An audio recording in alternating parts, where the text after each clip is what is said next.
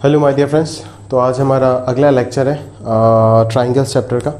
तो पूरा चैप्टर वैसे तो हमारा ख़त्म हो चुका है। जितने भी टॉपिक्स थे आपके Thales theorem, basic proportionality theorem हो, कन्वर्स हो उसका, या फिर सिमिलरिटी का क्राइटेरिया हो, या फिर आपका area related to similar triangles हो, या फिर पाइथागोरस थ्योरम हो, ये सारे टॉपिक्स अपन ने डिटेल में कवर कर चुके हैं। उनके रिलेटेड आपके टेक्स्ट बुक एनसीईआरटी के जितने भी एग्जाम्पल्स और एक्सरसाइज के अच्छे क्वेश्चन है वो सारे भी अपन कर चुके पिछले 3 लेक्चर में। तो आज के लेक्चर में हम एनसीईआरटी का जो आपका एक स्पेशल एक्सरसाइज है, ऑप्शनल एक्सरसाइज 6.6, उसको डिटेल में डिस्कस करने वाले। उनके सारे क्वेश्चंस मैंने यहाँ पे लिख दिए और ये सारे क्वेश्चन हम एक एक करके देखने वाले हैं और उनका स्पेशलिटीज़ को समझेंगे कि वो क्वेश्चन हमें क्या सिखा सकता है और कौन सा क्वेश्चन से क्या कंसेप्ट हम एक्सट्रैक्ट कर सकते हैं। ज़्यादातर बच्चे इसको करते नहीं है, या फिर किसी भी स्कूल या फिर कहीं पे भी कराया नहीं जाता है बेसिकली। बट मेरे हिसाब से मैं ऐसा समझता हूँ या फिर सोचता हूँ या फिर मेरे अकॉर्डिंग ऐसा लगता है मुझे कि अगर अपन इस एक्सरसाइज को नहीं करेंगे, किसी भी चैप्टर का अगर एनसीईआरटी का ऑप्शनल को अगर अपन ने नहीं किए तो कोई मतलब ही नहीं बनता है एनसीईआरटी सॉल्व करने का। क्योंकि जितने भी एनसीईआरटी के लेवल में ही जा कर के देखो, अगर कुछ भी अच्छे क्वेश्चंस अगर मिलता है, अगर ऐसा कुछ भी है तो वो ऑप्शनल में ही मिलता है। उसके अलावा बाकी जो भी है वो एक ऑर्डिनरी फ्लैट क्वेश्चंस होते हैं। तो मैंने इसीलिए सारे क्वेश्चंस आपको डिस्कस करा दूंगा और ये सारे क्वेश्चन से आप कुछ ना कुछ ज़रूर सीखने वाले हो, ये तो तय है। ठीक है, तो चलिए अकॉर्डिंगली हम देखते हैं और समझते हैं चीज़ों को। तो देखो यहाँ पे मैंने अगर आपका टेक्स्ट बुक खोल के देखोगे तो हर क्वेश्चन के अकॉर्डिंग वो लोग डायग्राम दे करके दिया है, जो उनका एक मिस्टेक है। अगर वो आपको ज्योमेट्री को लर्न कराना चाहते हैं, सिखाना चाहते हैं कि ज्योमेट्री खुद से सोचते कैसे, तो ये डायग्राम देना उनका सही नहीं था। ये डायग्राम ना देने से चलता, क्योंकि ये सारे के सारे क्वेश्चन के डायग्राम आप खुद से सोच सकते हो। ठीक है, आप लैंग्वेज को पढ़ के खुद से डायग्राम बनाना आपको आना चाहिए और वो चीज़ जब आप कर पाओगे तभी आपको मैक्सिमम बेनिफिट मिल सकता, अदरवाइज ये आपके लिए पॉसिबल नहीं है। ठीक है, तो इसीलिए मैंने किसी भी क्वेश्चन में डायग्राम नहीं बनाया। मैं क्वेश्चन को रीड करके डायग्राम बनाऊंगा और आपको भी अकॉर्डिंगली ही करना है। जैसे मैं करा रहा हूं वैसे ही आपको करना है कि आप क्वेश्चन रीड करके डायग्राम खुद से बनाओ। ठीक है, आप बुक का डायग्राम देख करके मत करो। अगर बुक का डायग्राम देख करके करोगे और अगर गलती से कहीं पे भी किसी भी कंपटीशन या फिर बोर्ड्स में अगर आपका क्वेश्चन आ जाते हैं विदाउट डायग्राम, तो आप स्ट्रगल कर जाओगे। क्योंकि आप लैंग्वेज पे तो ध्यान ही नहीं दोगे, आप तो डायरेक्टली क्वेश्चन में देखोगे प्रूफ क्या करना है और डायग्राम को देख के आप सोचना शुरू करोगे। बट अगर डायग्राम एब्सेंट रहता है तो उस लैंग्वेज को रीड करके आपको डायग्राम में कन्वर्ट करना वो भी आना चाहिए, जबकि वो उतना डिफिकल्ट नहीं है, बट फिर भी उसका प्रैक्टिस होना चाहिए। तो क्वेश्चन का क्वालिटी और ऊपर चला जाएगा अगर अपन डायग्राम हटा दिए सारे क्वेश्चन से, जो मैंने यहाँ पे कर रखा है। तो चलिए 10 क्वेश्चन है, फटाफट देख लेते हैं, है ना। तो हमारा एनसीईआरटी टेक्स्ट बुक जो चैप्टर 6 का वो पूरा खत्म हो जाएगा। उसके बाद एक लेक्चर अपन जरूर लेकर के आएंगे जिसमें एकदम बड़े क्वेश्चन होंगे, जो ऑब्वियसली आपके टेक्स्ट बुक के पार्ट नहीं होगा। हमारा मटेरियल से कुछ क्वेश्चन मैं जरूर करा के दूंगा जो एकदम सॉलिड दमदार क्वेश्चन होंगे। सही बात है, तो चलिए स्टार्ट करते हैं अपना पहला क्वेश्चन के साथ। देखिए पहला क्वेश्चन में क्या बोला जा रहा है। बोला जा रहा है कि पीएस अगर एंगल क्यूपीआर का बाइसेक्टर होता है ट्राइंगल पीक्यूआर में, तो आपको ये प्रूफ करना है कि क्यूएस बाई एसआर बराबर पीक्यू बाई पीआर। ठीक है, ये आपको प्रूफ करना है। तो ये क्वेश्चन नंबर 1 और क्वेश्चन नंबर 9 ये रिलेटेड है। ठीक है ना, एक है आपका इंटरनल बाइसेक्टर थ्योरम और दूसरा है उसका converse of internal bisector theorem. ठीक है ना। और देखो ये दोनों क्वेश्चन जो लोग स्टेट बोर्ड, सेवा बोर्ड में पढ़ रहे होंगे तो उनका एडवांसमेंट वाले सेगमेंट में जो ज्योमेट्री वाला चैप्टर है उसमें भी ट्राइंगल का एक छोटा सा पोर्शन है जहां पे ये टॉपिक डाला गया है, internal bisector theorem and converse of internal bisector theorem. तो वो बहुत ही एक इंपॉर्टेंट क्लासिकल टॉपिक हो जाता है। तो उसी थ्योरम को यहाँ पे इंटरनल बाइसेक्टर थ्योरम उसका कन्वर्स को प्रूफ करने को दिया गया है एक क्वेश्चन के फॉर्मेट में। तो अभी अपन ये क्वेश्चन के फॉर्मेट में करेंगे और जो स्टेट बोर्ड के बच्चे हो उनको वापस जाकर के ये उस जगह पे मिलेगा। उसके साथ एक्सटर्नल बाइसेक्टर थ्योरम आता है और उसके रिलेटेड पूरा उसका एप्लीकेशन एक एक्सरसाइज ही दिया गया है उसके ऊपर। ठीक है, तो ये काफ़ी इंटरेस्टिंग टॉपिक है, बट एज यहाँ पे लिमिटेड चीज़ें हम कवर करेंगे सिर्फ एनसीईआरटी या फिर उसके जस्ट एवोव लेवल तक, तो बिल्कुल हम सिर्फ थ्योरम को देख के ही छोड़ देंगे, उसके एप्लीकेशन पे ध्यान नहीं देने वाले। अगर उसको आपको देखना है तो बिल्कुल आप एडवांस मैथ्स का प्लेन ज्योमेट्री का जो सेकंड थर्ड लेक्चर है उनको स्टडी कर सकते हो, तो वहाँ पे आपको ज़रूर मिलेगा ये सारी चीज़ें। ठीक है, तो चलिए पहला क्वेश्चन देखते हैं, देन 9, देन मैं 2 से सीरियली चालू करूँगा। तो देखिए पहला क्वेश्चन हमें क्या बोल रहा है और कैसे हम इस क्वेश्चन को सोच सकते हैं। तो पहले क्वेश्चन में दोस्त आपको ये बताया जा रहा है कि PS जो है वो एंगल QPR का बाइसेक्टर है। एक ट्राइंगल PQR है आपके पास, बिल्कुल आप इसको लिखिएगा, मेरा लिखने में कोई ध्यान खास रहेगा नहीं, ठीक है, लिखने विखने में मेरा कोई खास ध्यान नहीं रहेगा, मैं प्रॉब्लम सॉल्विंग अप्रोच जो है वो मैं आपको डेवलप कराने वाला हूँ। मेरा लिखने विखने का ज़्यादा कोई ध्यान नहीं रहेगा, उसको आप करना, जबकि फिर भी 80% चीज़ें मैं ऐसे ही लिख देता हूँ सॉल्व करते करते, बट फिर भी गिवन कंडीशंस टू प्रूव जो भी लिखना होता है, कंस्ट्रक्शन जो है और प्रूफ वाला सेगमेंट जरूर मैं लिखूंगा, बट गिवन और टू प्रूव आप लिख लीजिएगा जो आप आराम से कर सकते हो। तो एक ट्राइंगल आपको दे रखा है PQR, एक ट्राइंगल आपको दे रखा है PQR, ठीक है, बोला जा रहा है PS जो है PS वो बाइसेक्टर है QPR एंगल का, तो QPR एंगल ये वाला एंगल है, तो इसका एंगल बाइसेक्टर कौन है? PS है, मतलब PS इस एंगल को दो इक्वल पार्ट में डिवाइड कर रहा है। बात समझ आ रहा है? क्लियर है? तो prove that QS by SR बराबर PQ बाई PR, बिल्कुल ये इंटरनल बाइसेक्टर थ्योरम है ना, कि उसमें क्या बोला जाता है कि अगर किसी ट्राइंगल का किसी इंटरनल एंगल का बाइसेक्टर ऑपोजिट साइड को S पॉइंट में कट मारता है तो वो उस ऑपोजिट साइड को रिमेनिंग टू साइड्स का रेशियो में डिवाइड कर देता है। बात समझ आ रहा है ना? That is PQ by PR must be equal to QS upon SR, ठीक है, यही है आपका इंटरनल बाइसेक्टर थ्योरम, जिसका स्टेटमेंट काफी ज्योमेट्रीज में यूज हो जाएगा ट्राइंगल एंड पॉलीगन का, तो ये बहुत ही अच्छा स्टेटमेंट है, तो इसको आप एक रिजल्ट के फॉर्म में भी जरूर याद रख सकते हो। ठीक बात है, क्लियर है? तो PQ बाई PR बराबर QS बाई SR, ये अपने को प्रूफ करना है। तो यहाँ पे एक कंस्ट्रक्शन चलता है, क्या कंस्ट्रक्शन है मैं आपको समझा देता हूं। आपको क्या करना है, आपको क्या करना है, आपको बेसिकली देखो PS के पैरेलल एक लाइन खींचना है इस जगह पे, मान लो आपने PQRST RT कोई भी एक लाइन खींच ली, फिर आपने QP को प्रोड्यूस किए और ये QP जाकर के आगे इसको T पॉइंट में कट किया, ठीक है ना। बेसिकली आपने R पॉइंट से PS के पैरेलल SP के पैरेलल एक लाइन खींचे हो, ठीक है, और QP को आपने प्रोड्यूस किए, तो ये QP प्रोड्यूस जो है और RT जो पैरेलल टू PS है वो दोनों एक दूसरे को T पॉइंट पे इंटरसेक्ट किए। बात समझ आ रहा है आपको? क्लियर है? चलिए, तो आपका कंस्ट्रक्शन जो है वो आपको लिखना पड़ेगा, वो आप लिख लीजिए सबसे पहले। तो आपका कंस्ट्रक्शन जो है वो यहाँ पे क्या है खास करके देख लीजिएगा, ठीक है ना। We draw a line from R parallel to SP which intersects, कैसे लिखने का थॉट है, लिखने का टेक्निक क्या है वो आपको समझ में आना चाहिए, वो स्टाइल जो है वो आपको देख करके समझ में आना चाहिए कि किस तरीके से अपन सोचते हैं। अपन क्या लिख रहे हैं कि R से एक पैरेलल हमने खींचे SP के जो QP प्रोड्यूस को T में कट कर रहा है, which intersects QP, PQ produce मत लिख देना, क्योंकि PQ प्रोड्यूस अगर होगा तब तो इधर प्रोड्यूस होगा वो, है ना। तो एज वो P के तरफ प्रोड्यूस हो रहा है तो ऑब्वियसली वो QP प्रोड्यूस होगा, which intersects QP produced at point T। बात समझ आ रहा है? क्लियर बात है? चलो बिल्कुल एकदम सही बात है। अपन प्रूफ वाले सेगमेंट में चलते हैं। तो प्रूफ में अपन क्या करेंगे जरा ध्यान से देखो, क्या हमारा थॉट रहेगा। बाय कंस्ट्रक्शन हमें पता है कि ये दोनों पैरेलल है, अगर ये दोनों पैरेलल है तो ये वाले एंगल इस वाले एंगल के इक्वल है, ठीक है। अगेन मैं ये बोल सकता हूं ना कि मान लीजिए आप ये वाला एंगल इसके इक्वल होगा, खैर जो भी हो। तो आप एक चीज क्लियरली यहां से समझ सकते हो दोस्त, और वो चीज क्या है अगर मैं आपको एक्सप्लेन करने जाऊं तो आप देख सकते हो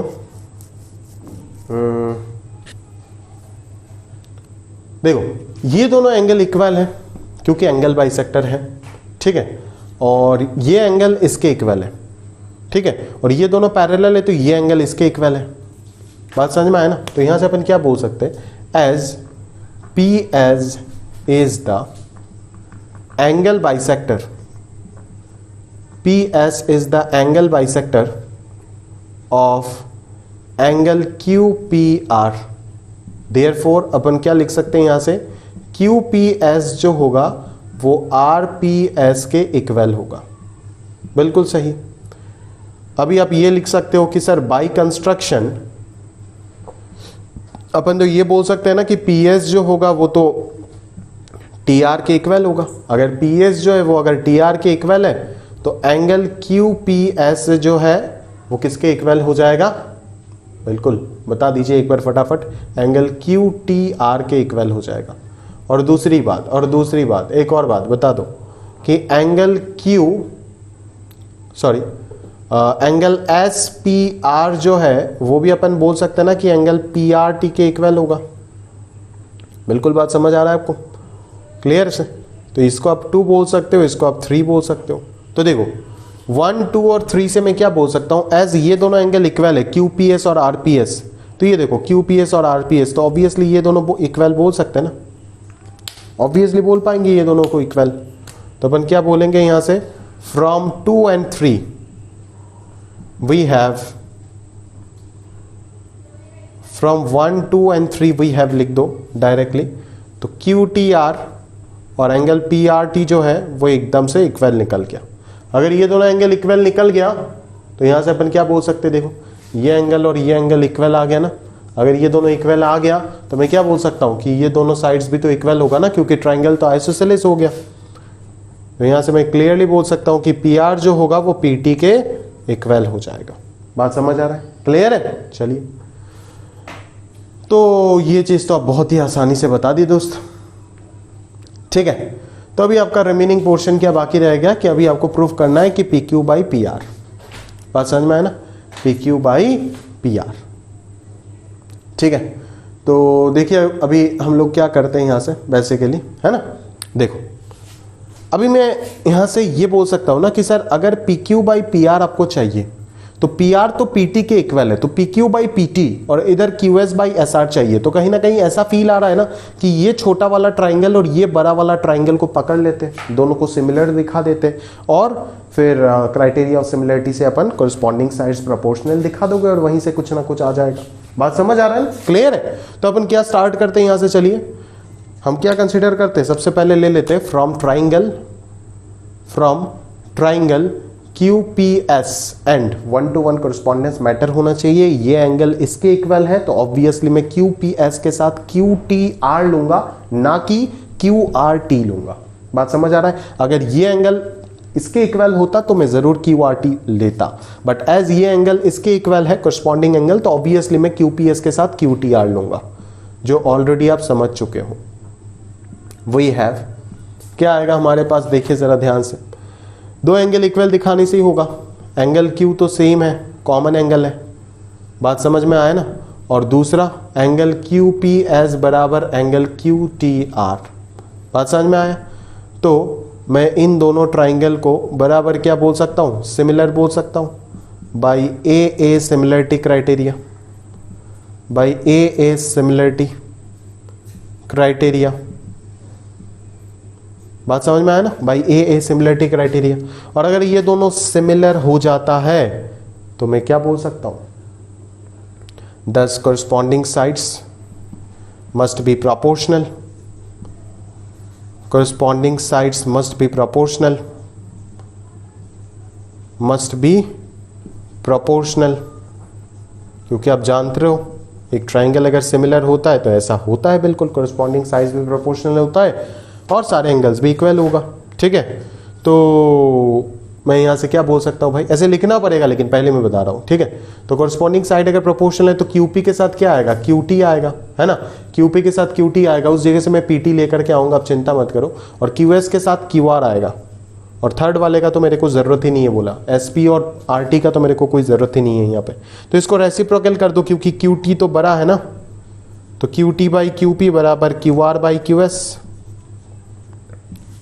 ठीक है, तो यहां से क्यू टी को अपन क्या लिख देंगे, क्यू टी को अपन लिख सकते हैं ना Q P plus P T divided by Q P, और क्यू आर को अपन क्या लिख सकते हैं, Q S plus S R divided by Q S. तो Q P upon Q P हो जाएगा 1 plus P T upon Q P, और Q S upon Q S हो जाएगा 1 plus S R upon Q S. तो ये 1 1 cancel हो गया, तो P T by Q P बराबर S R by P T by Q P बराबर S R by Q S, S R by Q S. बात समझ आ रहा है, क्लियर है।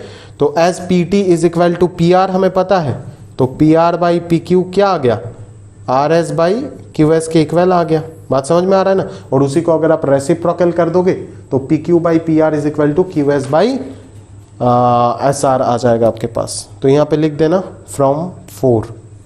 बात समझ में आ रहा है ना, ठीक है। अभी आप कंक्लूजन दे दीजिएगा, हो जाएगा, क्लियर है। तो ये एक एक्स्ट्रा ऑर्डिनरी और बड़ा इंपॉर्टेंट ज्योमेट्री है ना, इंटरनल बाइसेक्टर थ्योरम। ट्राइंगल में आपको ये चीज पता होना मस्ट है, एकदम बोला मस्ट है, ठीक है। तो ये चीज़ काफ़ी इंपॉर्टेंट है और इसका कंस्ट्रक्शन हमेशा याद रखिएगा। ये कंस्ट्रक्शन काफ़ी फेमस है और ये कंस्ट्रक्शन हर जगह पे लगभग काफ़ी अच्छे क्वेश्चंस में यूज हो जाते हैं। बात समझ आ रहा है आपको, क्लियर है, एकदम बोला मस्त तरीके से पूरा क्लियर है, सही है। अगला क्वेश्चन में अपन चलते हैं जो कि क्वेश्चन नंबर 9 लेंगे। क्यों? क्योंकि क्वेश्चन नंबर 9 जो है वो जस्ट इसी थ्योरम का कन्वर्स है, that is converse of internal bisector theorem. वो उसी को एक क्वेश्चन फॉर्मेट में दिया गया है आपको सोचने के लिए। जरा ध्यान से गौर से देखिएगा क्या बोला जा रहा है। पहले वाली क्वेश्चन में बोला जा रहा था कि आपको कि अगर पी एस एंगुलर बाइसेक्टर है तो आप ये प्रूव करो P Q by P R बराबर Q S by S R. But अब की बार आपको ये बोला जा रहा है कि भाई अगर ऐसा एक पॉइंट डी एग्जिस्ट करता है किसी ट्राइंगल एबीसी में such that B D by C D बराबर A B by A C, मतलब अगर साइड्स प्रोपोर्शनल है, ठीक है, अगर ऐसा एक पॉइंट एस एग्जिस्ट करता है such that P Q by P R बराबर Q S by S R, तो ये प्रूव करो कि ये पी एस जो है वो एंगुलर बाइसेक्टर है। बात समझ में आ रहा है ना, मतलब क्या, इस थ्योरम का जस्ट कन्वर्स हो गया ना। बात समझ आ रहा है, क्लियर है। तो उसी को जस्ट अपने को प्रूफ करना है, बोला समझ आ रहा है मेरी बात, क्लियर है। चलिए तो देखिए उसमें क्या कंस्ट्रक्शन रहेगा, जस्ट इसका उल्टा कंस्ट्रक्शन रहेगा, ठीक है। तो इसको आप प्रॉपरली नोट कर लीजिए एक बार फटाफट, है ना। अपन स्टार्ट करते, ठीक बात है, अपन स्टार्ट करते, इसको इरेज कर देते, आप नोट कर लीजिएगा प्रॉपरली। मैं इरेज कर रहा हूं एंड देन उस क्वेश्चन को स्टार्ट करते। चलिए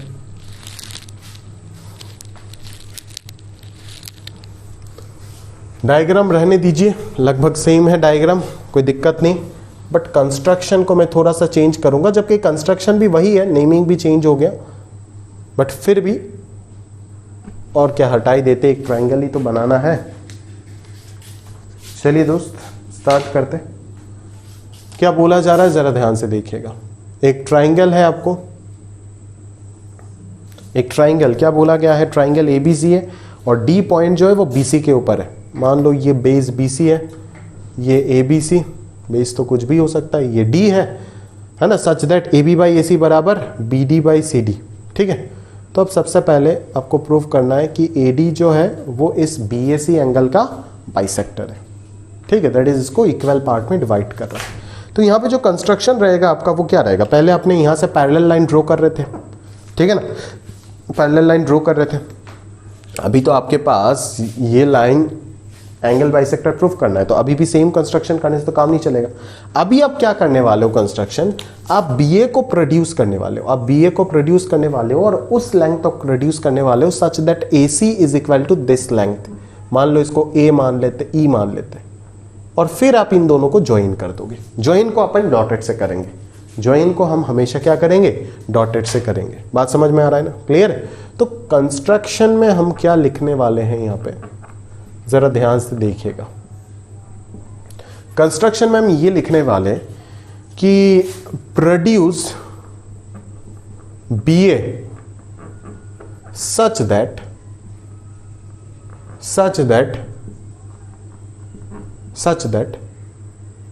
produce BA up to E such that AE is equal to AC। मतलब कहां तक प्रोड्यूस करना है वो तो पता होना चाहिए ना, तो E पॉइंट तक प्रोड्यूस किया सच दैट AE लाइन सेगमेंट जो है वो AC लाइन सेगमेंट के इक्वल है। अभी आप लिख दो ज्वाइन ई एंड सी, ये आपका सेकंड पार्ट हो गया। अभी आपको प्रूफ करना है, बिल्कुल प्रूफ करना है। तो ये दोनों इक्वल ऑलरेडी आपको बाई कंस्ट्रक्शन पता चल गया और साइड्स प्रोपोर्शनल दिया हुआ है, ठीक है। तो अभी अपन क्या लिख सकते हैं यहां से, बोलो जरा। आपको ऑलरेडी पता है कि ये दोनों इक्वल है, बात समझ में आया ना, क्लियर है। तो देखिएगा जरा ध्यान से, देखिएगा, बिल्कुल देखिएगा, ठीक है ना। तो मैं क्या बोल सकता हूं, जरा ध्यान से देखना, ठीक है। मैं बोल सकता हूं ना यहां से कि we have A B upon A C, बिल्कुल दिया हुआ है, is equal to B D by C D. और ये ए सी को मैं डायरेक्टली किसके इक्वल बोल सकता हूं, ए ई के इक्वल बोल सकता हूं, और B D by C D. तो बाई कंस्ट्रक्शन आप क्या लिख दोगे, ए ई बराबर ए सी, बिल्कुल सही, यहां तक तो काम निपट गया। ए बी बाई ए ई बराबर B D by C D, ठीक है। चलो, तो अभी मैं क्या बोल सकता हूं डायरेक्टली, देखो, in triangle B E C we have A B by A E बराबर B D by C D. क्योंकि आप ध्यान से देखो, ये जो आपका ट्राइंगल है बी ई सी, इसमें दिस अपॉन दैट बराबर दिस अपॉन दैट। तो ये कौन सा थ्योरम का याद दिला रहा है आपको, याद करो ना। अगर यहां पे ऐसा दो पॉइंट है डी और E such that A D by B D equal to A E by C E, तो ऑब्वियसली ये दोनों क्या होता, पैरेलल होता है ना एक दूसरे का, होता है नहीं होता है, ऑब्वियसली ये दोनों एक दूसरे का क्या होता है, पैरेलल होता है। बात समझ में आया ना, और वहीं से ये चीज प्रूफ हो गया। So by basic proportionality theorem we have, by basic proportionality theorem we have क्या, AD is parallel to C। बात समझ में आया ना, AD किसके पैरेलल निकल गया, C के पैरेलल निकल गया, क्लियर है। तो AD अगर C के पैरेलल निकल गया तो मैं यहां से क्या लिख सकता हूं, therefore angle BAD is equal to angle BAC। बात समझ में आ रहा है ना, ठीक है।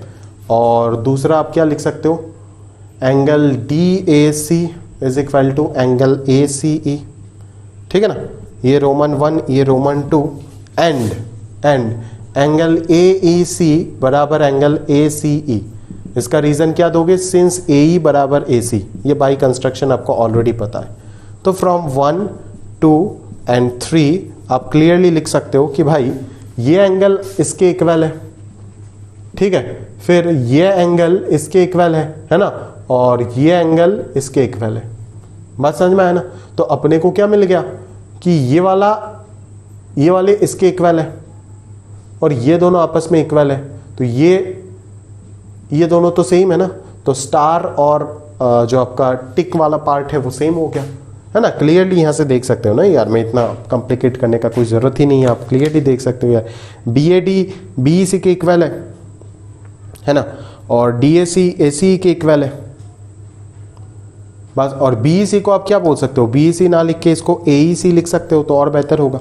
तो यहां से AEC मिल गया, यहां से ACE मिल गया, तो ये दोनों इक्वल हो जाएगा ना by equation 3, that is BAD is equal to angle DAC, या फिर CAD आप बोल सकते हो, that is AD is the bisector of, दोनों एंगल अगर इक्वल आ गया तो AD bisector of angle BAC हो गया ना प्रूफ, क्लियर। बात समझ में आया ना, क्लियर।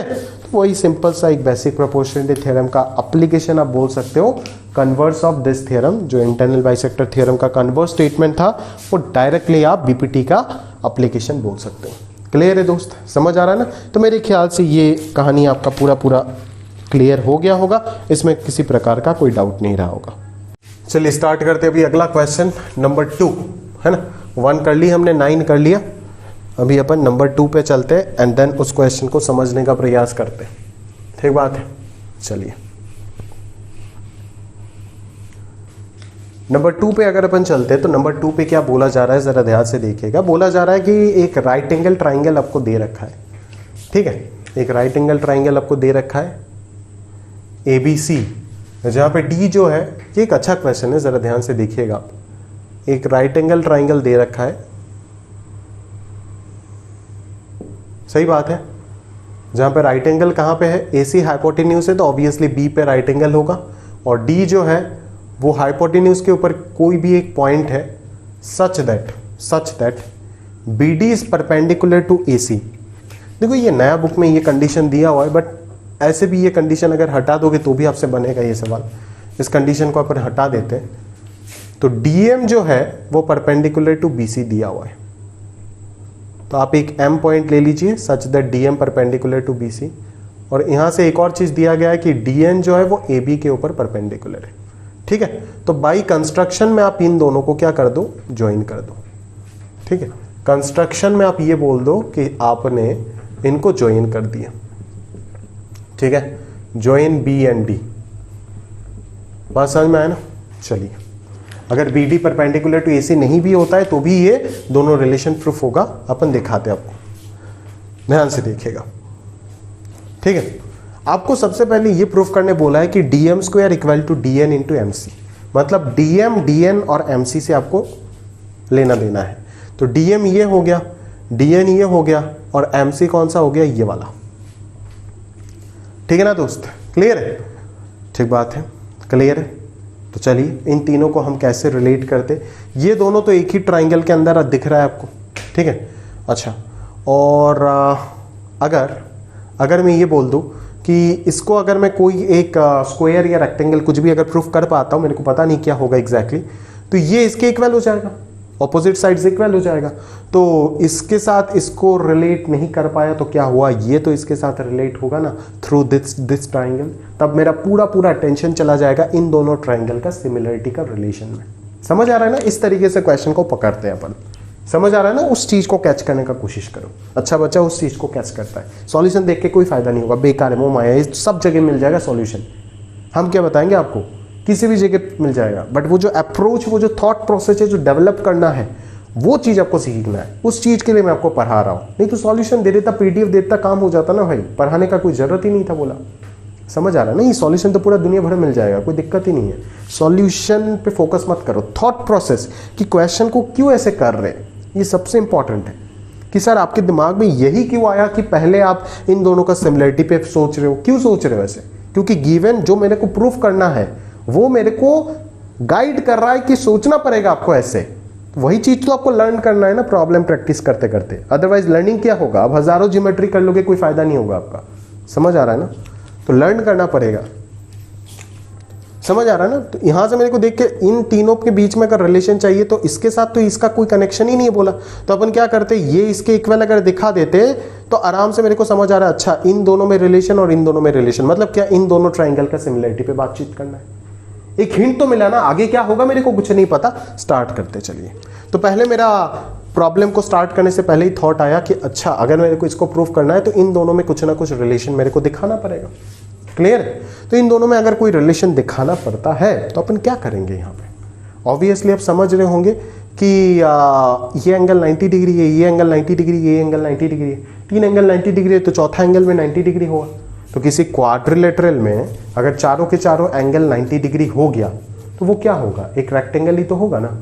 चारों के चारों इंटीरियर एंगल अगर 90 डिग्री हो जाता है तो वो रेक्टेंगल होगा। अभी दुनिया के सारे स्क्वायर्स रेक्टेंगल होते हैं, पर सारे रेक्टेंगल तो स्क्वायर नहीं होते, तो जनरली मैं इसको क्या बोलूंगा, एक रेक्टेंगल बोलूंगा, तो अपोजिट साइड ऐसे ही इक्वल हो जाएगा। ठीक है, तो चलिए स्टार्ट करते प्रूफ वाला सेगमेंट। तो मैं क्या बोल सकता हूं कि as DN is perpendicular to AB and DM is perpendicular to BC, therefore angle DMB is equal to angle ABC is equal to angle BND बराबर 90 डिग्री। अगर ये तीनों के तीनों 90 डिग्री है तो MDN जो होगा वो भी क्या होगा, 90 डिग्री होगा। तो ये चार एंगल अगर 90 डिग्री हो गया तो MBND is a rectangle proof हो गया। ये रेक्टेंगल प्रूफ हो गया। अगर ये रेक्टेंगल प्रूफ हो गया तो BM का वैल्यू DN के इक्वल हो गया और BN का वैल्यू MD के इक्वल हो गया। बात समझ आ रहा है ना? तो इन दोनों रिलेशन को आप मार्क करके जरूर रखिएगा, काम आएगा। बात समझ आ रहा है? क्लियर है? चलो अभी अगर आगे बात करें तो हम लोग यहां से क्या दिखा सकते, क्या इन दोनों ट्राइंगल को सिमिलर दिखा सकते? क्या देखो, क्या इन दोनों ट्राइंगल को किसी भी एंगल से सिमिलर लग रहा है या नहीं लग रहा है, वो आपको बताना पड़ेगा। ठीक है, तो उसके लिए हम एक काम करते, चलो उसके लिए एक काम करते हैं कि हमें ये पता है सबसे पहले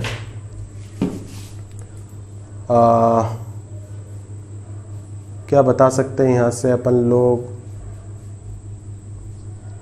मान लीजिए 1 4 5 6, ठीक है। देखो 90 डिग्री से हमें कोई ना कोई इंफॉर्मेशन तो ज़रूर मिलेगा, 90 डिग्री से बोला कोई ना कोई इंफॉर्मेशन तो ज़रूर मिलेगा। ठीक है, अच्छा प्रॉब्लम को इजी करने के लिए मैं एंगल्स का छोटा नाम ले लेता हूं, तो आपके लिए फ़ायदा होगा, अदरवाइज आपको इतना बड़ा बड़ा एंगल बार बार लिखना पड़ेगा। ठीक है, तो अब लिख लो यहाँ पे कंसीडरिंग, है ना। अब नाम दे दो सारे एंगल का, एंगल DCM को आप एंगल 1 मान लो ये एंगल 1 है। ठीक है, फिर आप मान लो एंगल CDM आपका एंगल 2 है, इसको एंगल 2 मान लो, फिर इसको 3 मान लो, इसको 4 मान लो, इसको 5 मान लो, इसको 6 मान लो, इसको 7 मान लो, इसको 8 मान लो, और बाकी सारे तो 90 डिग्री है, मानने का कोई ज़रूरत ही नहीं है। ठीक है, फिर CDM के बाद आपको क्या मिल गया भाई, आपको MDB मिल गया जो कि एंगल 3 है, फिर आपको एंगल BDN मिल गया जो कि एंगल 4 है, फिर आपको ADN मिल गया जो कि एंगल 5 है, फिर DAN मिल गया जो कि एंगल 6 है, फिर एंगल DBN मिल गया जो कि एंगल 7 है, एंड एंगल DBM मिल गया जो कि एंगल 8 है। बात समझ आ गया ना, इतना क्लियर है। तो चलिए अपन क्या बोल सकते हैं यहां से, देखिए अभी फ्रॉम कितना राइट एंगल ट्राइंगल से, कितना राइट एंगल ट्राइंगल से, उसको ध्यान से सोचिए पहले। जितने भी राइट एंगल ट्राइंगल्स है आपके पास उनको ध्यान से पहले सोचना पड़ेगा आपको। ठीक है, तो from right angle triangles, from right angle triangles कितना ट्राइंगल से देखिए CDM, फिर राइट एंगल ट्राइंगल कौन है, BDM है। ठीक है, फिर आपके पास एक और राइट एंगल ट्राइंगल है, मान लीजिए BDN, और फिर आपके पास एक और राइट एंगल ट्राइंगल है ADN, वी हैव, और एक बड़ा वाला राइट एंगल ट्राइंगल तो है ही। ठीक है, तो एक और ले लेते हैं, ट्राइंगल ABC, वी हैव, क्या लिख सकते हैं, एंगल 1 प्लस एंगल 3 बराबर 90, एक साथ लिख देते हैं, एंगल 1 प्लस एंगल 3 बराबर एंगल 3 प्लस एंगल 8 बराबर एंगल 4 प्लस एंगल 7 बराबर एंगल 5 प्लस एंगल 6 बराबर angle 1 plus angle 6 which is 90 degree. गजब का रिलेशन मिल गया, क्योंकि देखो अगर ये एंगल 90 डिग्री है तो सम ऑफ 3 एंगल्स ट्राइंगल का तो 180 डिग्री होता है, तो एक एंगल अगर 90 डिग्री है तो रिमेनिंग 2 एंगल्स का समेशन भी 90 होगा। यहाँ पे भी रिमेनिंग 2 एंगल का समेशन 90 होगा इस ट्राइंगल से, यहाँ पे भी इन दोनों का समेशन 90, यहाँ पे भी इन दोनों का ट्राइंगल समेशन 90, और इस बल्ले वाले ट्राइंगल में ये पूरा एंगल तो 90 डिग्री है ना, तो 6 और 1 का समेशन भी 90 होगा। ठीक है ना, तो देखो तो 1 और उसमें कोई रिलेशन मेरे को मिल गया, क्या बोला, अच्छा यहाँ पे 1 और 2 का समेशन होगा, 1 प्लस 2 बराबर 3 प्लस 8 बराबर 4 प्लस 7 बराबर 5 प्लस 6 बराबर 1 प्लस 6 एग्जैक्टली। तो आगे अगर अपन बात करें तो यहाँ से क्या बोल सकते हैं दोस्त, यहाँ से हम लोग क्या बोल सकते हैं, क्या कमेंट कर सकते हैं, ये भी समझना ज़रूरी है। चलिए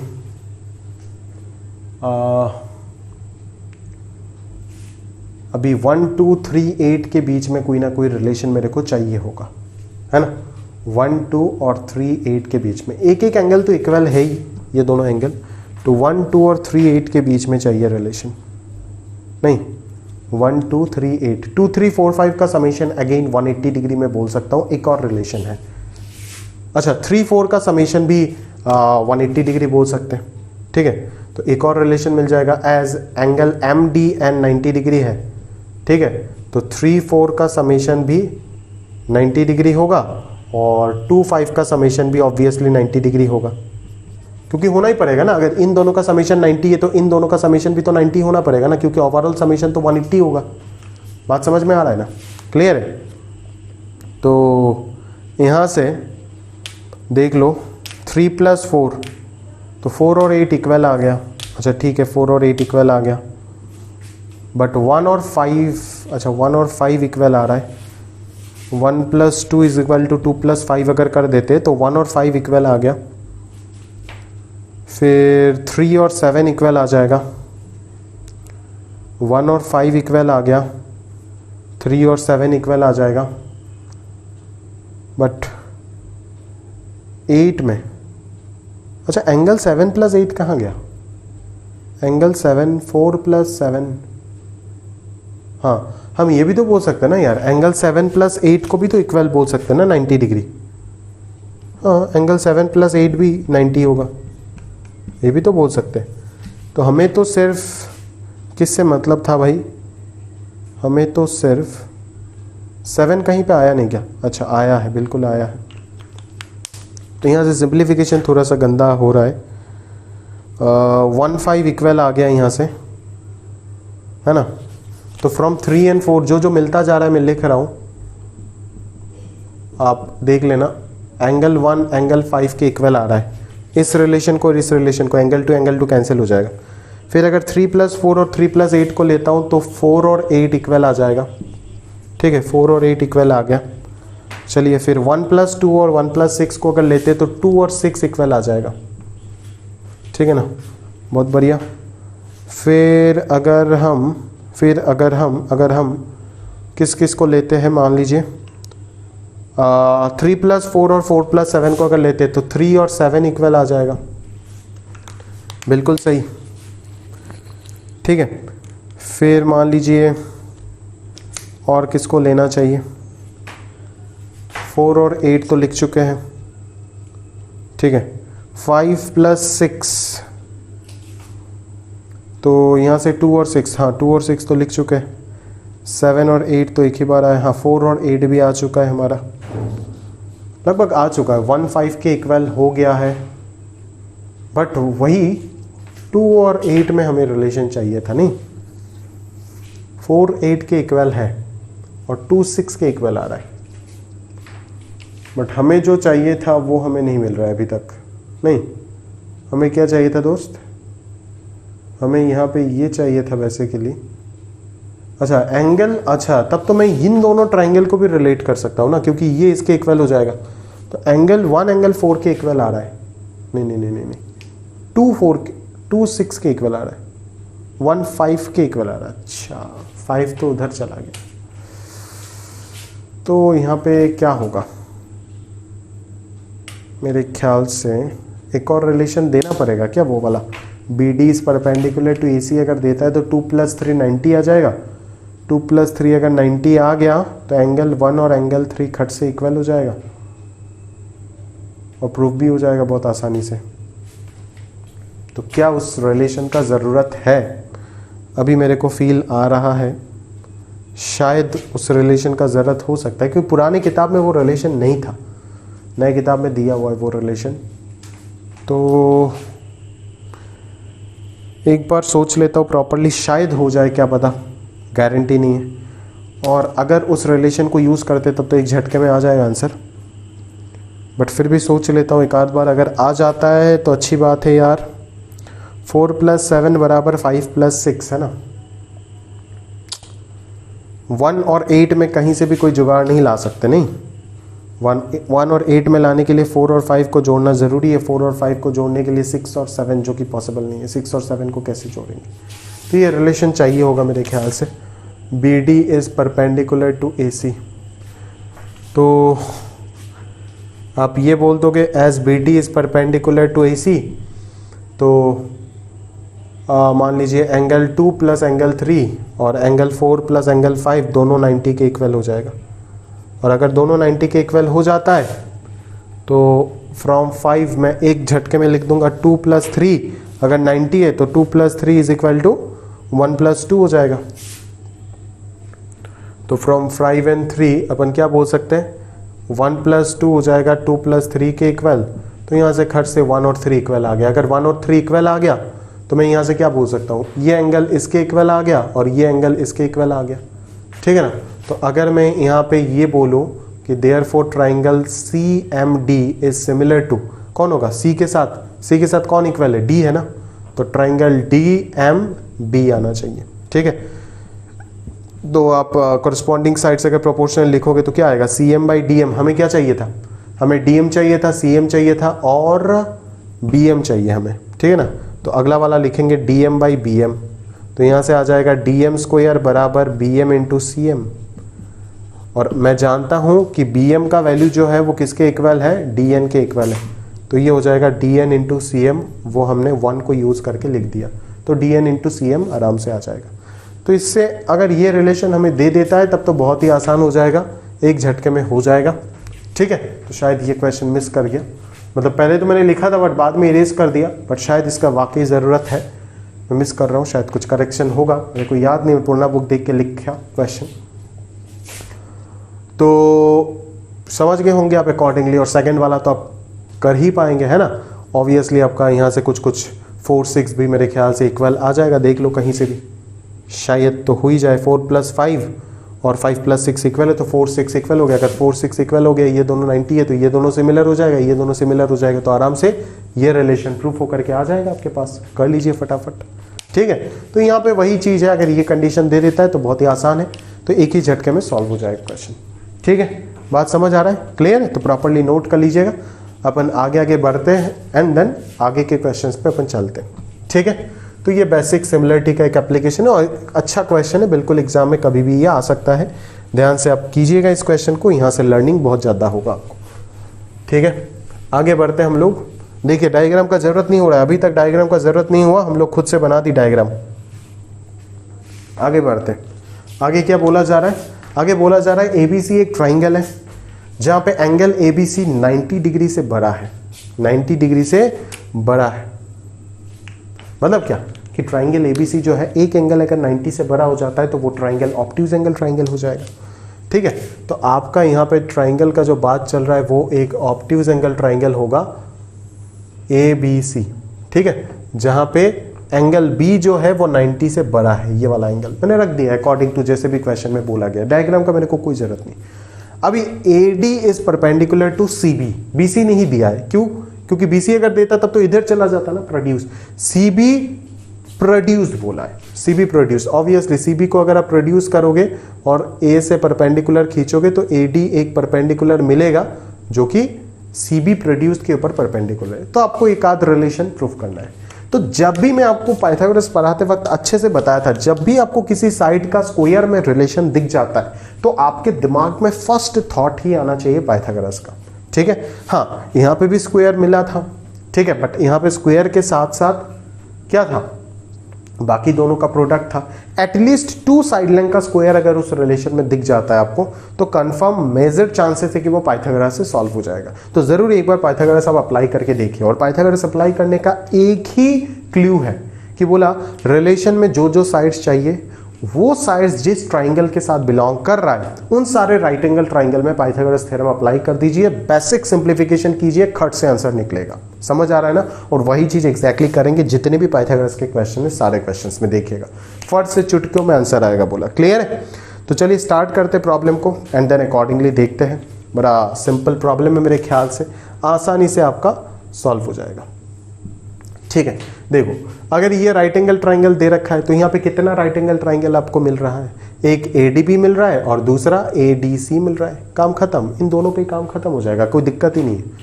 तो अगर मैं ADB और ADC का बात करूं, ठीक है, तो यहाँ से अपने को क्या मिलने का चांस है कि AD² को मैं क्या बोल सकता हूँ, AD² is equal to CD² plus AC², AD² is equal to CD² plus AC², ठीक है। और ADC से मैं क्या बोल सकता हूँ, सॉरी ये तो ADC से मिल गया, चलो ADB से क्या मिलेगा, AD² बराबर BD² प्लस AB², दोनों रिलेशन लिख दिया। अभी अपने को प्रूफ क्या करना है, AC² निकालना है, यहाँ से क्या निकालना है, AC² निकालना है।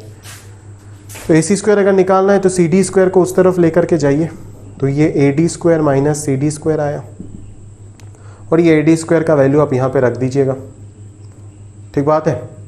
ये ए डी स्क्वायर का वैल्यू आप यहाँ पे पुट कर दीजिए, तो ये कितना आ जाएगा आपके पास, ए बी स्क्वायर तो आ गया प्लस बी डी स्क्वायर आया माइनस सी डी स्क्वायर आया। एग्जैक्टली यही चीज़ चल रहा है, बिल्कुल सही।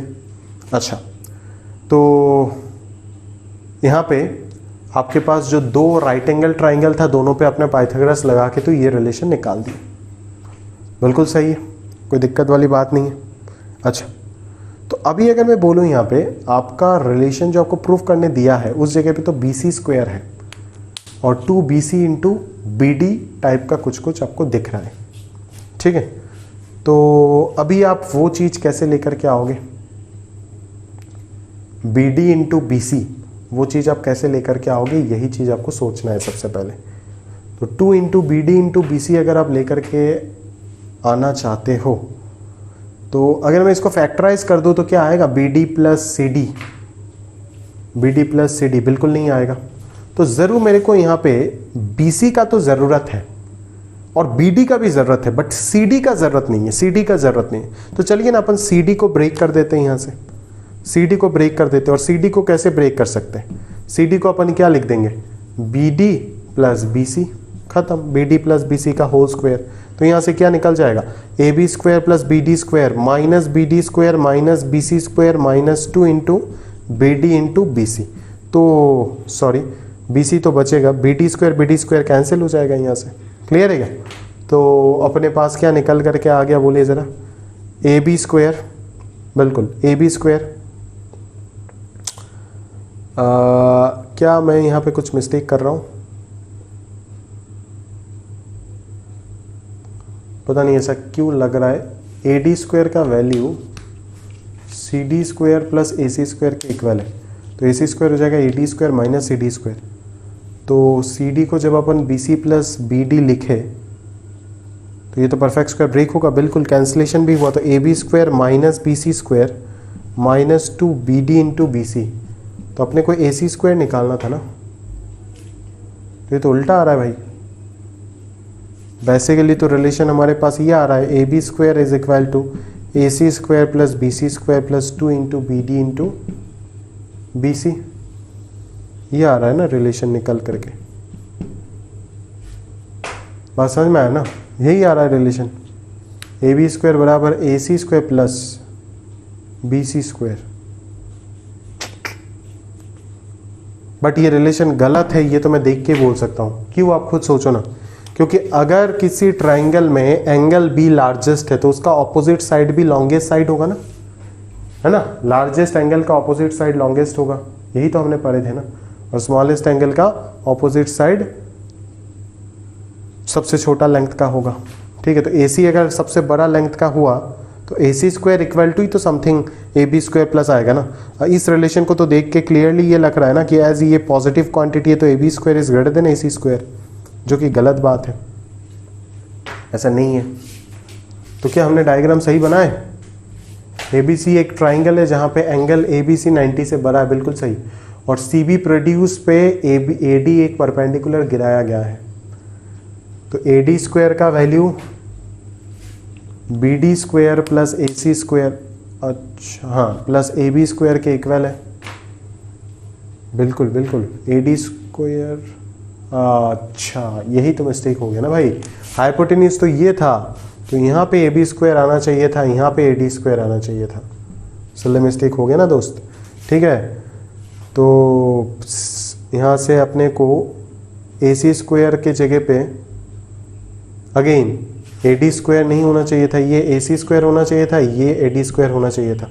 तो ए डी स्क्वायर के जगह पे डायरेक्टली अपने को क्या लिखना चाहिए था दोस्त, सी डी स्क्वायर के, सी डी स्क्वायर तो रह जाएगा। बेसिकली क्या मिस्टेक हुआ यहाँ पे, ए डी स्क्वायर तो रहेगा नहीं, ए डी स्क्वायर को A B square minus B D square लिख देते और सी डी स्क्वायर प्लस में आ जाएगा, ठीक है।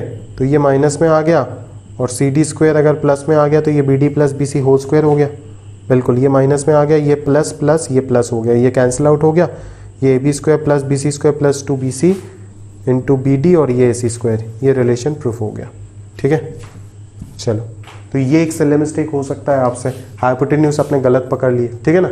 एडी को मैंने हाइपोटेन्यूज कंसीडर कर लिया, जो कि गलत है, क्योंकि राइट एंगल अगर ये है तो लॉन्गेस्ट साइड ऑपोजिट वाला होगा, है ना, एडीसी पे भी और एडीपी पे भी, ठीक है। बट बेसिक थॉट जो है वो रिमेन सेम, वो कहीं पे चेंज नहीं हो रहा है और ना ही कुछ हो रहा है कि आपका, अगर आपको कोई भी दो साइड का स्क्वायर इन्वॉल्व है किसी भी रिलेशन में जिसको आपको प्रूफ करना है, तो ऑब्वियसली आपका एक ही थॉट जाता है कि जितने भी राइट एंगल ट्राइंगल पॉसिबल हो रहा है उस ट्राइंगल में तुरंत उस पर क्या लगा दीजिए, पाइथागोरस अप्लाई कीजिए, आपके पास आपका जवाब आ जाएगा। बात समझ आ रहा है, क्लियर?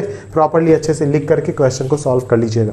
अगला क्वेश्चन जस्ट यही क्वेश्चन है, बट बोला है अभी आपके पास एक्यूट एंगल ट्राइंगल है, ऑब्ट्यूज एंगल ट्राइंगल नहीं है। दैट इज आपका एंगल एबीसी जो है वो 90 से छोटा बोला है, तो आपको कैसे प्रूफ कर सकते हो उस चीज को। रिलेशन दोनों जगह पे सेम रहेगा, बट दोनों के लिए प्रूफ का थॉट भी सेम रहेगा, बट वही चीज थोड़ा बहुत चेंज हो जाएगा।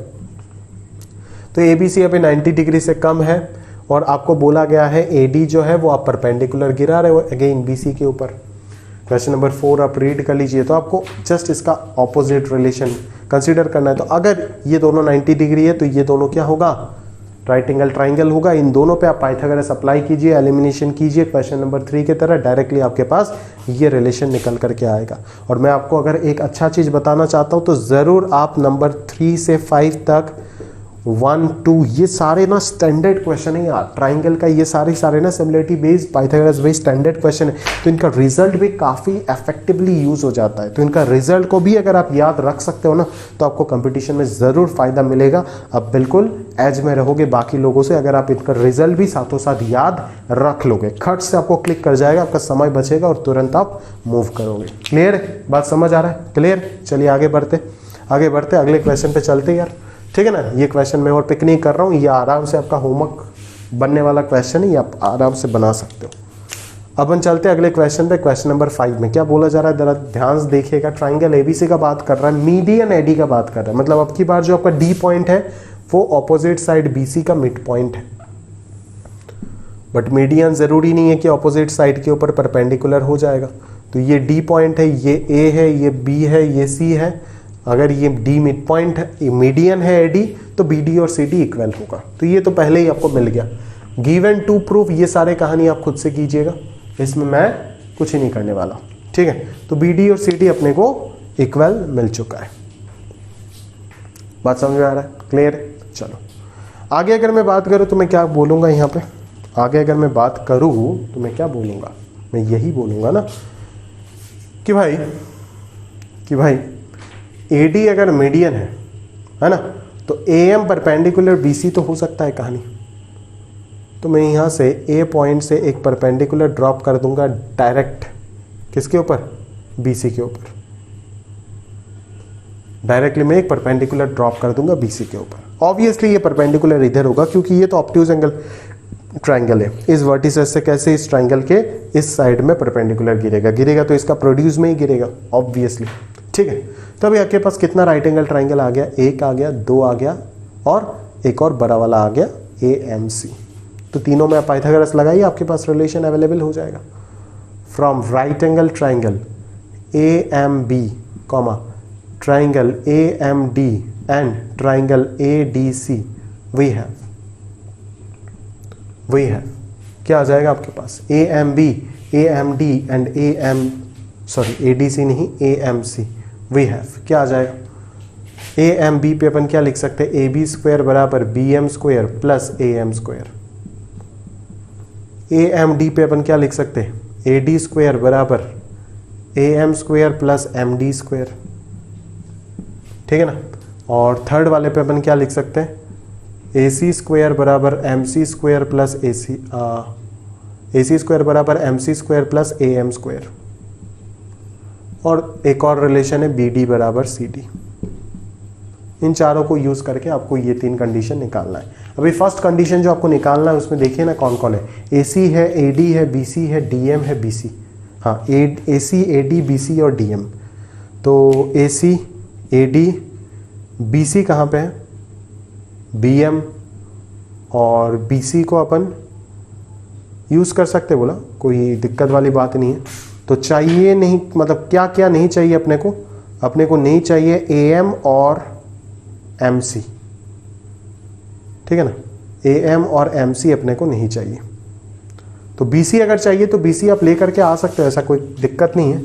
BC क्या हो जाएगा, अगर BD इक्वल टू CD है तो BD और CD दोनों का वैल्यू मैं क्या लिख सकता हूँ, BC/2 लिख सकता हूँ ना, क्योंकि अगर BD और CD इक्वल है तो BC का वैल्यू हो जाएगा BD प्लस BD 2BD, तो BD का वैल्यू हो जाएगा BC/2। क्लियर है। तो इन दोनों रिलेशन से अगर अपन बातचीत करें तो यहाँ से अपन क्या करने वाले, DM है हमारे पास, अच्छा DM है, सही बात है, DM का तो ज़रूरत है अपने को, तो DM रखना बनता है, DM का ज़रूरत है और BC का ज़रूरत है। अच्छा BM का तो कहीं पे भी ज़रूरत नहीं है अपने को, DM का ज़रूरत है और BC का ज़रूरत है, तो BC तो MC से निकाल सकते क्या, चलो कुछ ना कुछ करके निकाल देंगे। तो ऊपर वाला रिलेशन का यहाँ पे खास कोई ज़रूरत नहीं है, 2 - 3 कर देते, फिर देखते हैं कहानी पे कैसे आगे बढ़ेंगे।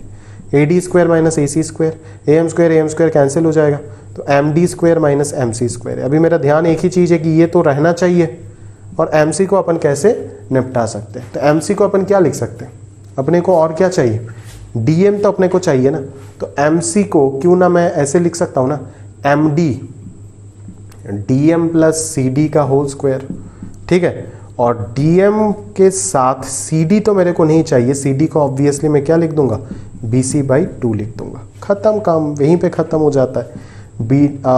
MD² minus MD² minus BC²/4 और minus 2 × DM × BC/2 that is DM × BC। तो ये दोनों कैंसिल हो गया। अगर ये दोनों कैंसिल हो गया तो अपने को क्या निकालना है, AC²। तो AC² को इधर लेकर के आ जाइए, इन दोनों को उधर भेज दीजिएगा, तो ये आ जाएगा AD² plus BC²/4 plus DM × BC, ठीक है। AC² बराबर AD² plus BC²/4 plus DM × BC। तो हो गया बोला प्रूफ, कोई दिक्कत नहीं, आराम से खत्म। तो यही चीज पकड़ना है दोस्त, क्या आपको चाहिए, क्या आपको प्रूफ करना है और कहाँ से वो मिलेगा, जहाँ से मिलेगा उसको पकड़िए। बस एक ट्रिकी पॉइंट था यहाँ पे कि कैसे आप MC को यहाँ पे, पहले तो इन दोनों रिलेशन को पकड़ना सबसे जरूरी था कि इन दोनों से हो जाएगा बोला। उस चीज को पकड़ने के बाद डायरेक्टली बस ये सोचना था कि MC को अपन आराम से क्या लिख सकते हैं, DM प्लस CD में कन्वर्ट कर सकते हैं, है ना। और DM तो हमारा काम का चीज़ है, और CD जो हमारा काम का नहीं है उसको हम BC में कन्वर्ट कर देंगे, क्योंकि रिलेशन में BC हमें चाहिए। तो डायरेक्टली DC = BC/2 लिख दिया तो काम निपट गया। क्लियर है। मेरे ख्याल से अगला रिलेशन जो है वो भी आप आराम से कर सकते हो, उसमें मेरे को हाथ लगाने का ज़रूरत ही नहीं है। क्लियर है क्या, आराम से अपन निपटा सकते हो, उसमें कोई दिक्कत वाली बात नहीं, बोला आराम से हो जाएगा, कोई इशू नहीं है। सेम क्वेश्चन है, जस्ट आपको अपोजिट करके दे दिया गया है, ठीक है। बट अगर थर्ड रिलेशन का बात करूँ, AC² प्लस AB², ठीक है, AC² प्लस AB², तो यहाँ से मैं कहाँ से निकालूंगा, 1 और 3 को ऐड कर देते। चलो 1 और 3 को अगर ऐड कर दूंगा तो AB² प्लस AC² मिल जाएगा, बराबर मिलेगा नहीं मिलेगा, मिल जाएगा, बिल्कुल बिल्कुल मिलेगा, ठीक है। तो AB² प्लस AC², तो यहाँ पे क्या आ जाएगा, 2AM² आ जाएगा, और BM² प्लस CM² आ जाएगा, बिल्कुल ठीक है। तो 2AM² है ना भाई, 2AM², बिल्कुल सही बात है। और BC चाहिए और AD चाहिए हमें, है ना, BC चाहिए और AD चाहिए, BC चाहिए और AD चाहिए अपने को, ठीक है। तो AD हम कहाँ से लेकर के आ सकते हैं दोस्त, सेकंड वाले रिलेशन में AM² को आप AD² माइनस DM² लिख दीजिएगा, बिल्कुल DM² आप लिख दीजिए। तो AD तो आपको मिल चुका है, अभी DM BM और CM तीनों को आपको कन्वर्ट करना है किसी ना किसी चीज़ पे, और वो चीज़ कौन है, वो चीज़ ऑब्वियसली BC है। तो कैसे आप BC में कन्वर्ट करोगे, वही चीज़ आपको सीखना है, ठीक है।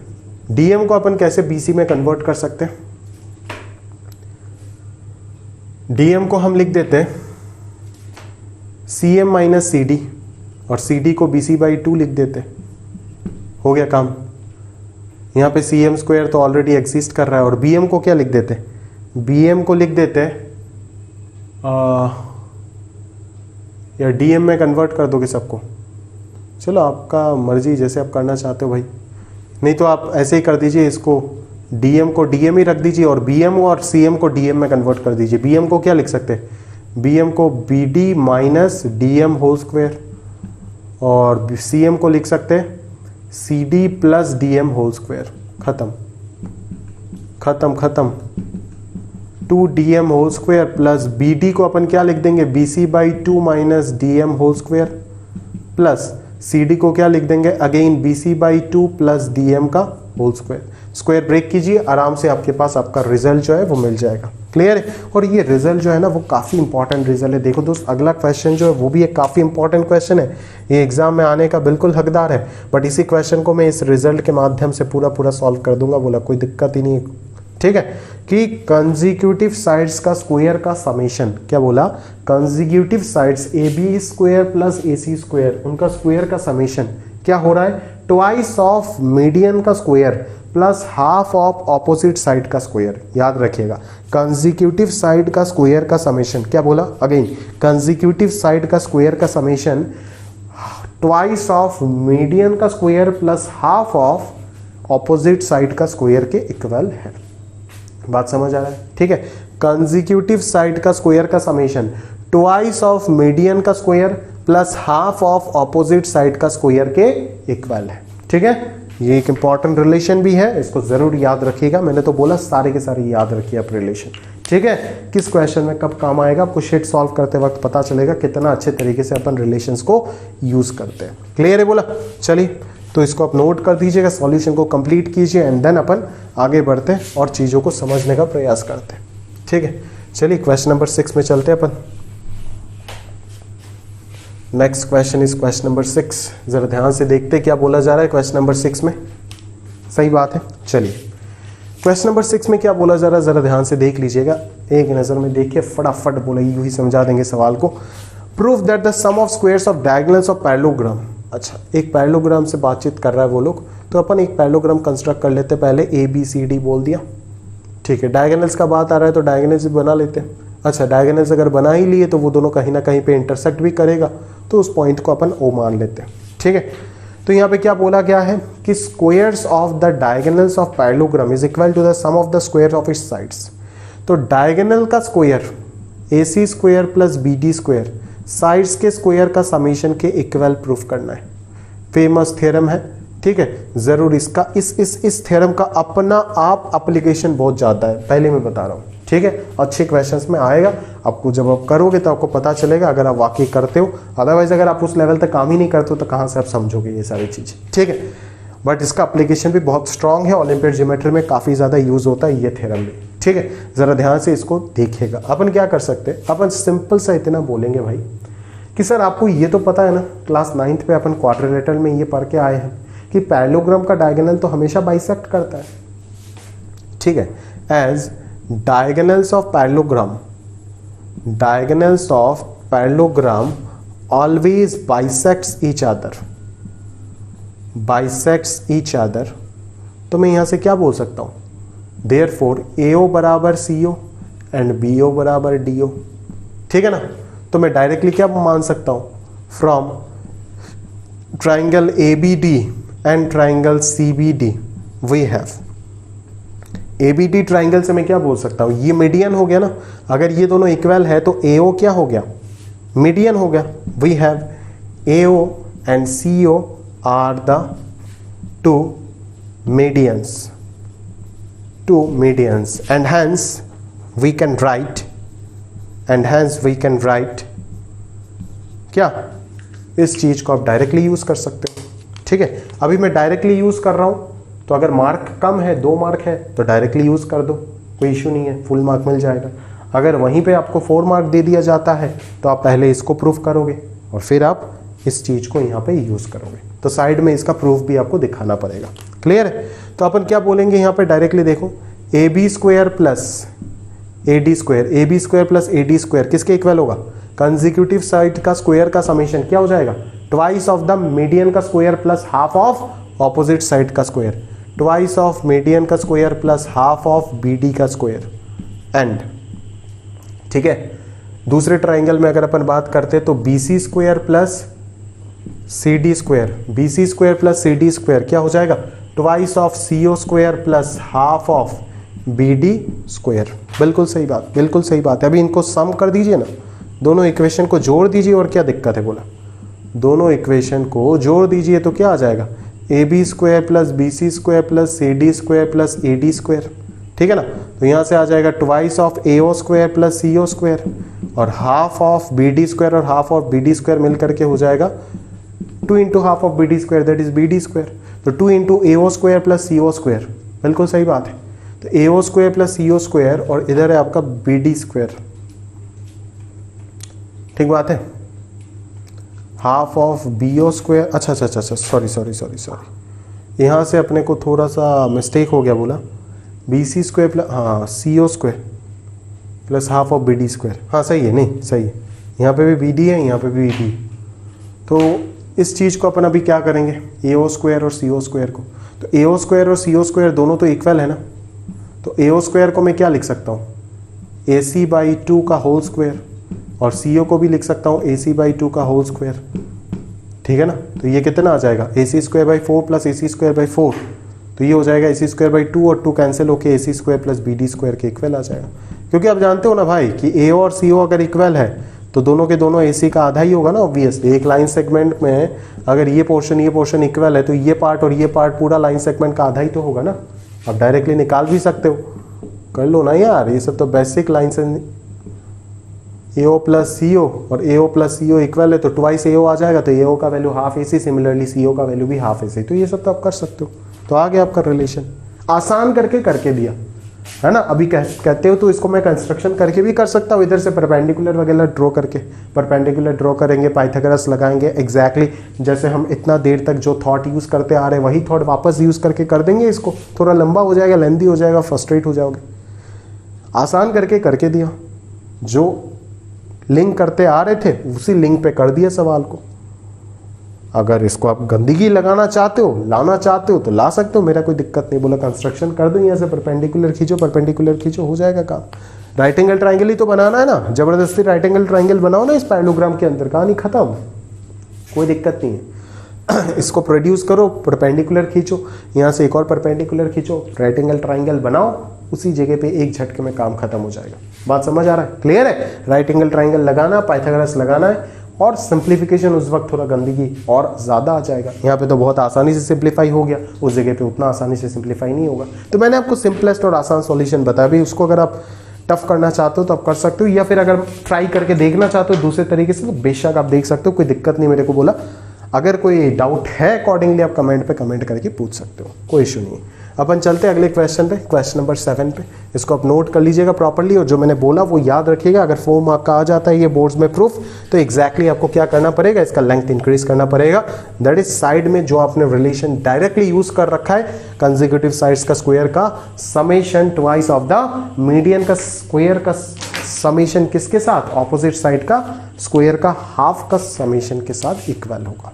ठीक है, वो चीज आपको साइड में प्रूफ करके दिखाना पड़ेगा। क्लियर है, आगे चलते। अगले क्वेश्चन में बोला जा रहा है कि 2 chords A B and C D. Obviously chords किसका होता है, सर्कल का ही होता है भाई। ठीक है, तो 2 कॉर्ड का बात कर रहा है ए बी और दूसरा सी डी। 2 कॉर्ड का बात कर रहा है ए बी और दूसरा सी डी, तो ये ट्राइंगल भी बन गया यहाँ पे। बात समझ में आया ना। मान लेते दोनों पी पॉइंट पे इंटरसेक्ट कर रहा है। अच्छा, दिया ही है पी पॉइंट पे इंटरसेक्ट कर रहा है। प्रूफ दैट एपीसी और डीपीबी सिमिलर है, दिखाना है। तो एक तो देखिए ये एंगल इसके इक्वल है, बात समझ में आया ना। ठीक है, अच्छा एक और चीज़ मैं बताऊँ, क्लास 9 में पढ़ा था ना, सेम कॉर्ड के ऊपर अल्टरनेट सेगमेंट में जो, अरे एक ही सेम सेगमेंट में जो इक्वल होता है आर्क के ऊपर वो सेम होता है। तो अगर मैं इन दोनों को बाई कंस्ट्रक्शन ज्वाइन कर देता हूँ तो क्लियरली मेरे को दिख रहा होगा ना कि ये एंगल तो इसके इक्वल होगा। समझ में आया ना, ये चीज़ पढ़े होंगे ना क्लास 9 में सर्कल में। अगर नहीं पढ़े हो तो पढ़ लो यार, मैं कुछ नहीं कर सकता उसमें। ये दोनों एंगल इक्वल होगा, ये चीज़ पढ़े नहीं पढ़े, ये थ्योरम फेमस थ्योरम है। ठीक है, तो ये दोनों इक्वल होगा, है ना। तो ए यहाँ से पी के साथ 1-to-1 कॉरस्पॉन्डेंस में आ जाएगा और पी के साथ होगा, है ना। तो क्लियरली आपको दिख रहा होगा ए किसके साथ आ गया, डी के साथ आ गया, ऑब्वियसली आना चाहिए पी के साथ, और रिमेनिंग सी बी के साथ हो जाएगा। तो ये दोनों सिमिलर हो जाएगा। अगर दोनों सिमिलर है तो कॉरस्पॉन्डिंग साइड्स का रेशियो इक्वल लिख दीजिए directly, A P by D P is equal to A C by D B is equal to P C by P B. तो आराम से ये रिलेशन आपके पास आ जाएगा। ठीक है, तो यहाँ पे तो बोला था इंटरनली इंटरसेक्ट कर रहा है, बट अगले क्वेश्चन में वही बोल दिया आपको कि दोनों कॉर्ड को जब आप प्रोड्यूस कर रहे हो तो बाहर वो दोनों मीट कर रहा है। मतलब कहानी में क्या बोला गया आपको कि आपके पास दो कॉर्ड है ए बी और सी डी, अब की बार वो दोनों अंदर सर्कल का मीट नहीं करता है, दोनों को जब प्रोड्यूस किया जाता है तो बाहर वो दोनों मीट करता है किसी पी पॉइंट पे। तो अभी अपने को ये प्रूफ करना है कि ये दोनों ट्राइंगल सिमिलर है। कौन सा दोनों ट्राइंगल?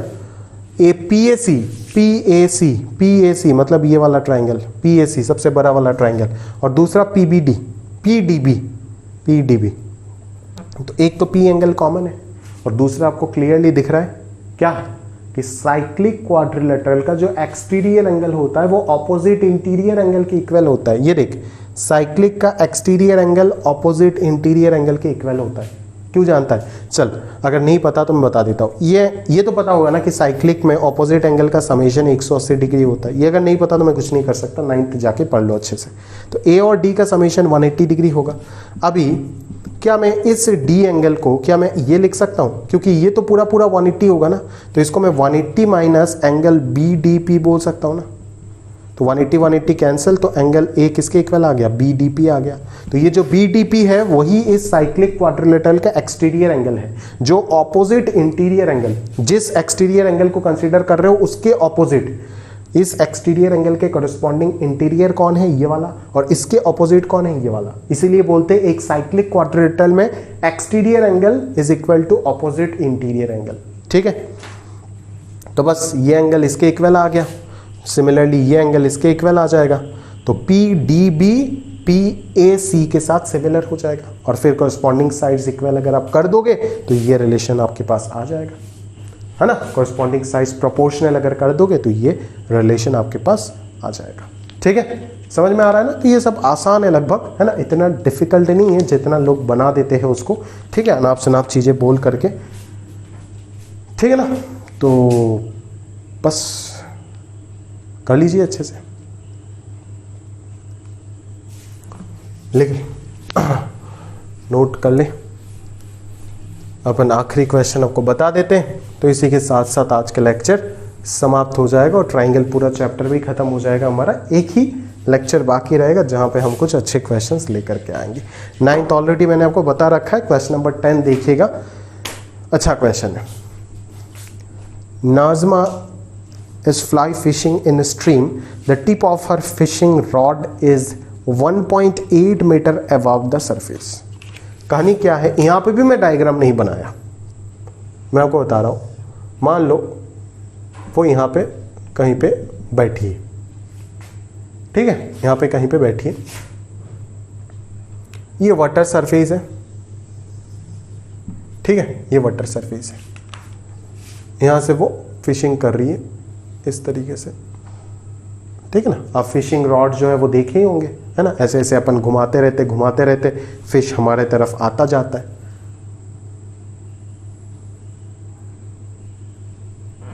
ये कहानी चल रहा है, ठीक है। तो आपको यहां पे सबसे पहले क्या बोला गया? The tip of her fishing rod is 1.8 metre above the surface of water. Water surface से ये टिप कितना मीटर ऊपर है? 1.8 मीटर ऊपर है, ये आपको बताया गया।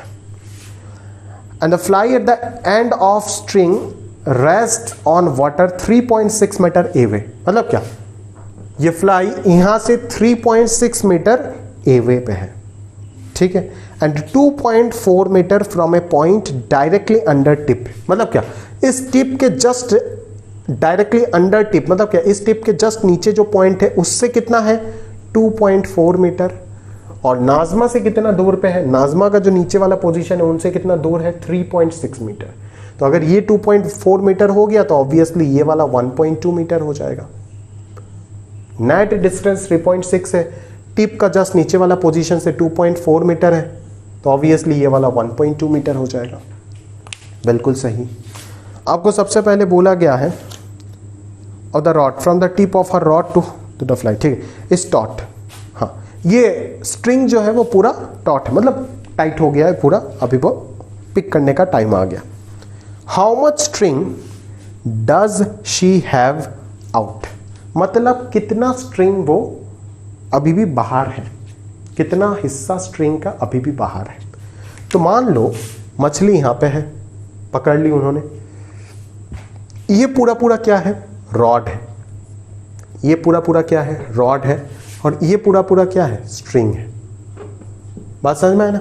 ठीक है, स्ट्रिंग पूरा पूरा टाइट है, स्ट्रिंग पूरा पूरा टाइट है। आपको ये कंसीडर नहीं करना है कि पानी के अंदर भी स्ट्रिंग है, आपको यहीं तक कंसीडर करना है कि मान लो एकदम सरफेस में आ गया मच्छी, बस पिक करने वाले अपन, और स्ट्रिंग जो है वो यहीं पे आके खत्म हो गया, मतलब मच्छी एकदम सरफेस में आ चुका है। मच्छी के पानी के अंदर आपको स्ट्रिंग का हिस्सा कोई कंसीडर नहीं करना है। तो कितना हिस्सा बाहर है? अगर स्ट्रिंग यहां से चालू होता है, यहां तक तो ये रॉड है, यहां पे वो गोल वाला मशीन है ना, उसका हाथ में वो ऐसे ऐसे करके घुमा रही है, और यहां से स्ट्रिंग चालू हुआ, तो स्ट्रिंग का कितना हिस्सा बाहर है? इतना हिस्सा ही तो स्ट्रिंग का बाहर होगा ना।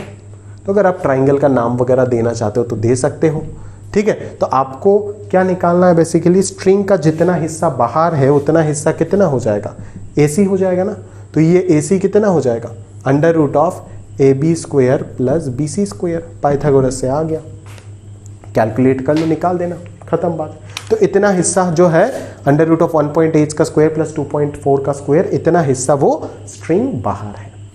उसके आगे अगर अपन बात करें तो आगे क्या बोला जा रहा है, आगे वाला पार्ट इंटरेस्टिंग है। बोला जा रहा है if she pulls in the string at the rate of 5 centimetre per second then what will be the horizontal distance of the fly from her after 12 seconds. बोला गया है कि अगर वो अपना हाथ पे वो मशीन 5 सेंटीमीटर पर सेकेंड में घुमा रही है, 5 सेंटीमीटर पर सेकेंड में घुमा रही है, तो ऐसे थोड़ी ना कि मच्छी यहां से डायरेक्टली उठ करके ऐसे आ जाएगा। गाधो जैसा बात मत करो, इतना तो कॉमन सेंस आपके अंदर होगा। ऐसे थोड़ी ना मच्छी आ जाएगा, नहीं, मच्छी वो जितना अपना स्ट्रिंग को घुमाएगी, स्ट्रिंग जितना अंदर आएगा मशीन का, मच्छी उतना ही इस डायरेक्शन में आता जाएगा, नाजमा के डायरेक्शन में आता जाएगा। बट क्या पानी के अंदर अंदर होके ही तो आएगा ना, सरफेस ऑफ द वाटर के अलोंग ही तो आएगा, या फिर हवा में वो डायरेक्टली आ जाएगा।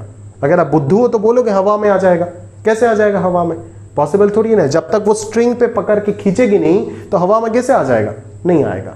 अगर आप उस मशीन को देखें और समझते उसका फिलोसॉफी फिजिक्स अगर थोड़ा सा भी आपको आइडिया लगता है तो आप समझ जाओगे कि इसको घुमाने के साथ साथ वो अलोंग द वाटर आएगी, अपने तरफ ही आएगी, नाजमा की तरफ ही आएगी, बट अलोंग द वाटर आएगी। वो मच्छी जो है वो अलोंग द वाटर आएगा, नाजमा की तरफ ही आएगा। समझ आ रहा है ना? चलो, तो अगर मैं बात करूं कि मान लो कितना सेकंड बोला है, 12 सेकंड, 12 सेकंड में कितना स्ट्रिंग उन्होंने अंदर लेके गया वो देख लेते एक बार, ठीक है। कितना सेंटीमीटर, 5 सेंटीमीटर पर सेकंड, तो ये क्या हो जाएगा मेरा, ये स्पीड हो जाएगा। टाइम कितना दिया है, 12 सेकंड। तो डिस्टेंस कितना कवर किया, डिस्टेंस कवर किया 5 × 12, 60 सेंटीमीटर पर सेकंड। बट एज सारे डाटा मीटर में है तो इसको मैं मीटर में कन्वर्ट कर देता। अच्छा, सेकंड तो कैंसिल हो जाएगा, तो 0.6 मीटर हो गया। मतलब 12 सेकंड बाद 0.6 मीटर स्ट्रिंग अंदर चला गया।